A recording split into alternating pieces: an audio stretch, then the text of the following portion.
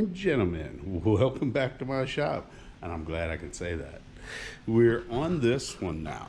And the comments I got on it were just fantastic, especially on this right here. I can't remember who mentioned this, said this was on backwards.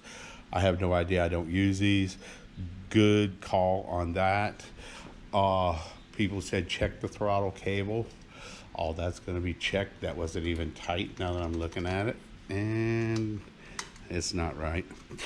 He just left this like that. This bolts out.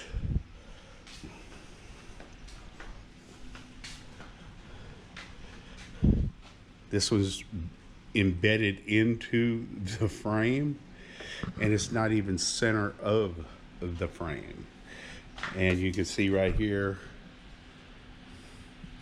and what I did on the nail lesson when I had to use that, it was completely different, but I put shrink tubing on the U-bolt so it didn't damage the frame or scratch it or mar it up or whatever. Another thing that concerns me that nobody pointed out, that all of these bolts look like they had a wrench on them. It's supposed to be a new motor. Even these up here look like they've been taken off. So we will be looking into this, because when I take this off, this has got to go. Yeah. Anyway, another thing that nobody spotted, that I didn't spot until recently, was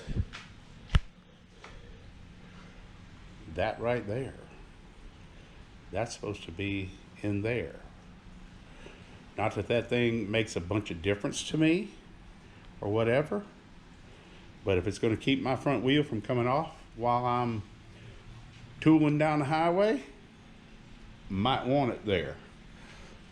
We all remember the fine hose clamp that he had around here to hold the front brakes. He actually put his name on the front of it. So we're gonna get started. What am I do with this? The boost bottle's gone, and like I said, there's several people out there, and good explanations was some of them that if it was so good you'd see it on race engines or stuff like that, or it would be unitized where it would work with these engines regardless. It's gone. It's not even held on there very well. Actually, while I'm sitting here playing with it, I can probably just get it off of there. Look at that. Yeah, okay. All right. Boost bottle gone already. What I'm gonna do with the intake is I'm gonna weld this hole up, and then I'm gonna put it in a lathe, and I'm gonna take a boring bar and I'm gonna open it up as much as possible, or as much as it needs to be open. Then that way we don't have to buy the man another intake. Now he's got a bunch of money in it already. He doesn't want to put a bunch more in it. Rag joints, don't have much experience with them. I got a whole bunch of them up there still in the bag. These, for some reason, these nuts here look like or these bolts, I'm sorry, look like they're embedded in, rung off or something. I don't know. I bought a hub adapter for this, and some people's had some success with them, some people hasn't. I've kind of paid attention to people that has had success and what they've done to get the success. And then I'm going to put a 203 disc on the back of it, just like I did the Nel Lesso, in the same process like I did that one. But I'm gonna have to be a little creative on that. So that's it right there. Other than that, let's get started. Let's get some lights out here.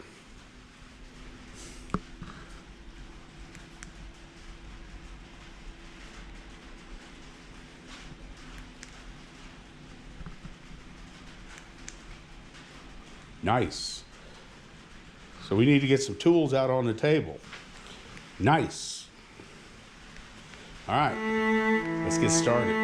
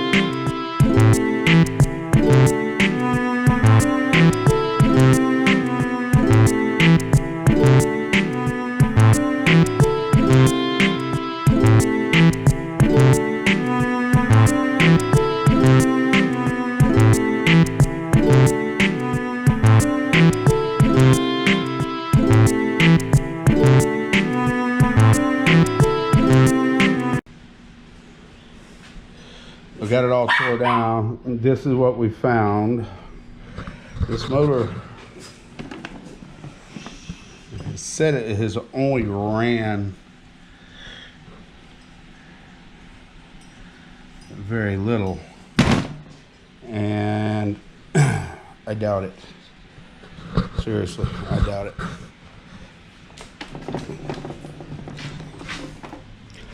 The porting looks okay, but this motor has been run a lot.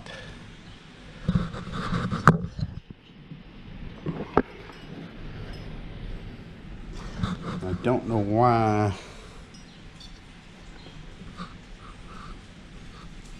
the piston's in the right direction. At least that's good.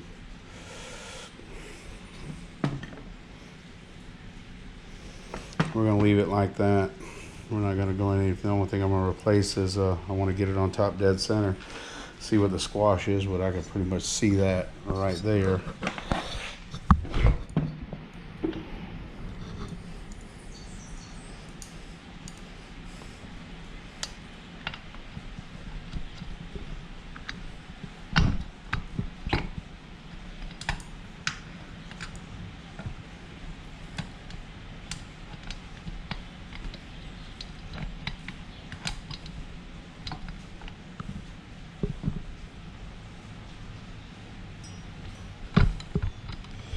And that is top dead center right there, which I'm not going to measure it or anything like that. We're dumping the aluminum gasket, and we're going to put in a softened copper gasket. We need to talk about oil too. I can see that.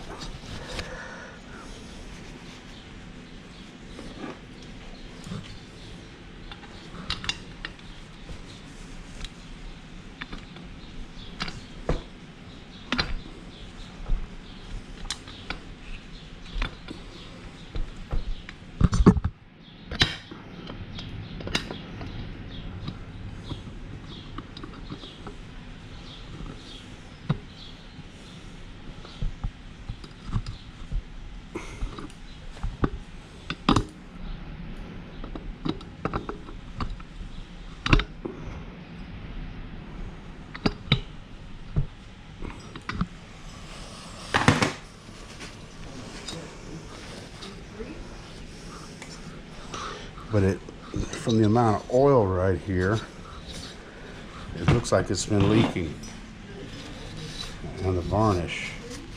I don't know how old this motor is, and I'll have to talk to the guy. This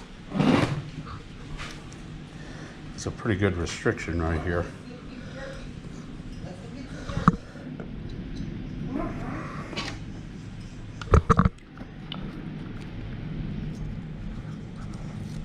I guess you have to use these high-tech gaskets on the boost bottles.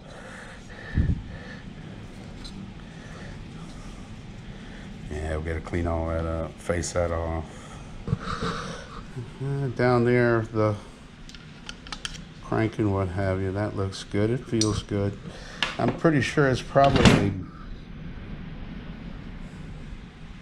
and everything's still sealed off really good, so I'm not gonna break that loose. We're just gonna pop this up. In all fairness to the boost bottle, the boost bottle's been used by the RC industry and the V5s and the two-stroke gas engines that they use, but they tap into the case. And as the piston comes down on the downstroke and compresses the charge to go through the transfer ports, then it compresses the boost bottle too, and when the transfer ports break open, they get a little extra boost from the boost bottle. They don't tap into the intake because it doesn't do any good, because there's not a high pressure zone there unless you back off the throttle.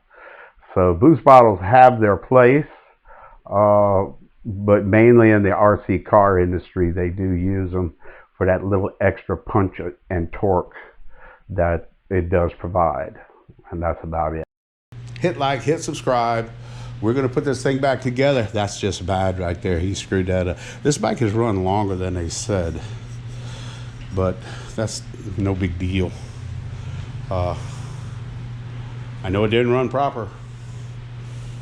And if anybody wants a free pipe, let me know. You pay shipping, I'll send it to you. No, I'm just kidding. All these parts belong to him. I'm giving them back to him. Like I said, he's a friend of the guy that owns an LSO. I'm doing it as a favor to him. So we're gonna gussy it up, make it pretty, make it run good too. And other than that, that's it. So y'all have a good day. Thank you for watching.